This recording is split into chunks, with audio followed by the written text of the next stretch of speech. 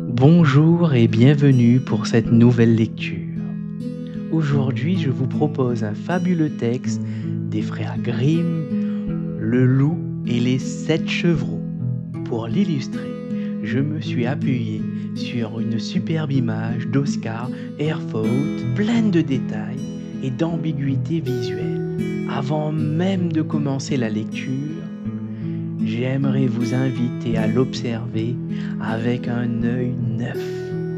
Imaginons que vous ne connaissiez pas du tout le conte et que vous voyez simplement cette scène.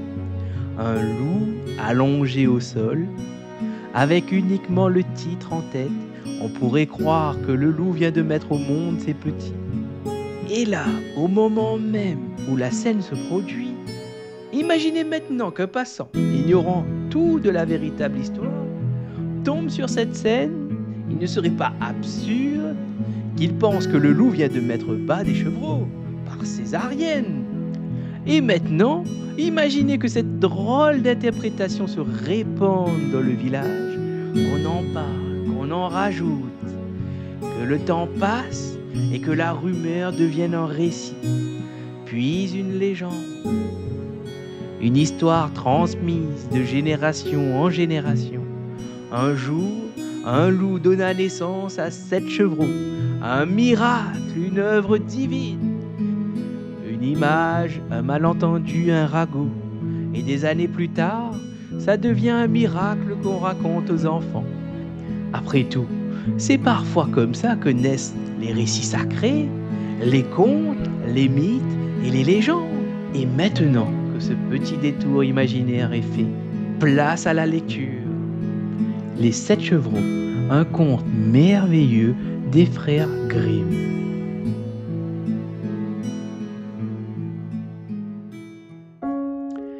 Il était une fois une vieille chèvre qui avait 7 chevreaux et les aimait comme chaque mère aime ses enfants. Un jour, elle voulut aller dans la forêt pour rapporter quelque chose à manger. Elle les rassembla tous les 7 et leur dit : « Je dois aller dans la forêt, mes chers enfants. Faites attention au loup. S'il arrivait à entrer dans la maison, il vous mangerait tout cru. Ce bandit sait jouer la comédie, mais il a une voix rauque et des pattes noires. C'est ainsi que vous le reconnaîtrez. » « Ne t'inquiète pas, maman, répondit les chevreaux. Nous ferons attention, tu peux t'en aller sans crainte. La vieille chèvre beula de satisfaction et s'en alla. Peu de temps après, quelqu'un frappa à la porte en criant : « Ouvrez la porte, mes chers enfants, votre mère est là et vous a apporté quelque chose. » Mais les chevreaux reconnurent le loup à sa voix rude. « Ne t'ouvrirons pas, crièrent-ils. Tu n'es pas notre maman. Notre maman a une voix douce et agréable et ta voix est rauque. Tu es un loup. » Le loup partit chez le marchand et y acheta un grand morceau de craie. Il mangea la craie et sa voix devint plus douce. Il revint ensuite vers la petite maison, frappa et appela à nouveau. « Ouvrez la porte, mes chers enfants, votre maman est de retour et vous a apporté chacun un petit quelque chose. » Mais, tout en parlant, il posa sa patte noire sur la fenêtre. Les chevreaux l'aperçurent et crièrent : « Nous ne t'ouvrirons pas, notre maman n'a pas les pattes noires comme toi. Tu es un loup. » Et le loup courut chez le boulanger et dit : « Je me suis blessé à la patte. Enduis-la-moi avec de la pâte. » Le boulanger lui enduisit la pâte et le loup courut encore chez le meunier. « Verse de la farine blanche sur ma pâte, » commanda-t-il. Pour la 3e fois, le loup arriva à la porte de la petite maison, frappa et cria : « Ouvrez la porte, mes chers petits.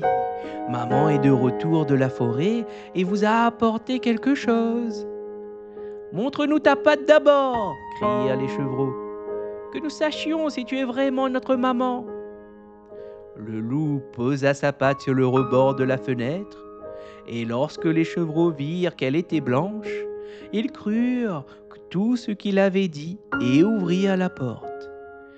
Mais c'est un loup qui rentra. Les chevreaux prirent peur et voulurent se cacher.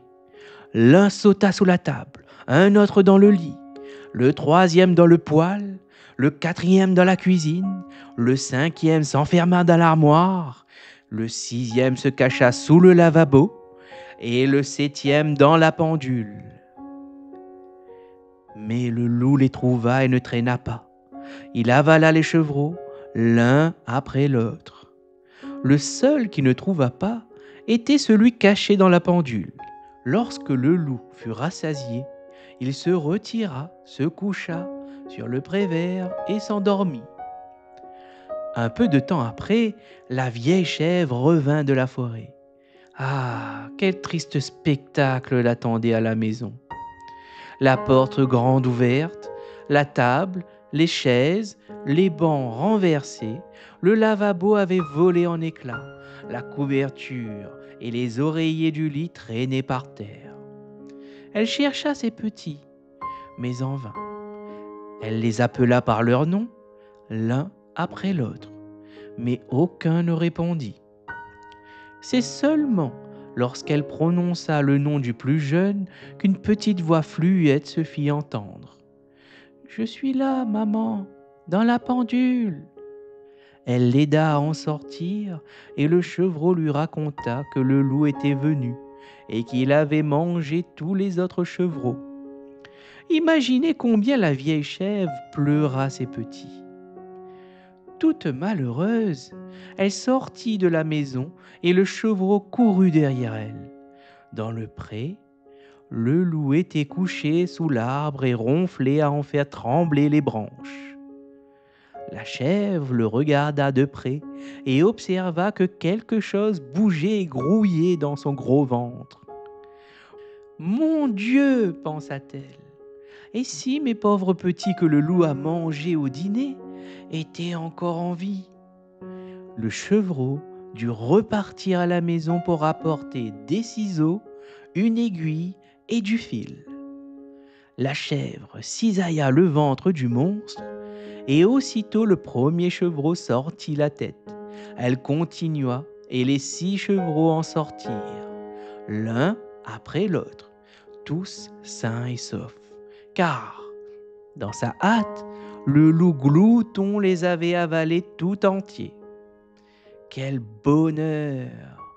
Les chevreaux se blottirent contre leur chère maman, puis gambadèrent comme le tailleur à ses noces. Mais la vieille chèvre dit « Allez, les enfants, apportez des pierres, aussi grosses que possible, nous les fourrerons dans le ventre de cette vilaine bête tant qu'elle est encore couchée et endormie. » Et les 7 chevreaux roulèrent les pierres et en farcirent le ventre du loup jusqu'à qu'il soit plein. La vieille chèvre le recousit vite, de sorte que le loup ne s'aperçut de rien et ne bougea même pas. Quand il se réveilla enfin, il se leva, et comme les pierres lui pesaient dans l'estomac, il eut très soif. Il voulut aller au puits pour boire, mais comme il se balançait en marchant, les pierres dans son ventre grondaient. Il appelait là « Cela grogne, cela gronde, mon ventre tonne. J'ai avalé 7 chevreaux, n'est-ce rien qu'une illusion ?» Et de lourdes grosses pierres les remplacèrent.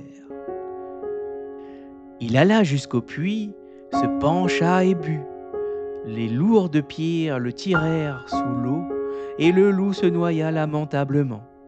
Les 7 chevreaux accoururent alors et se mirent à crier « Le loup est mort, c'en est fini de lui !» Et ils se mirent à danser autour du puits, et la vieille chèvre dansa avec eux.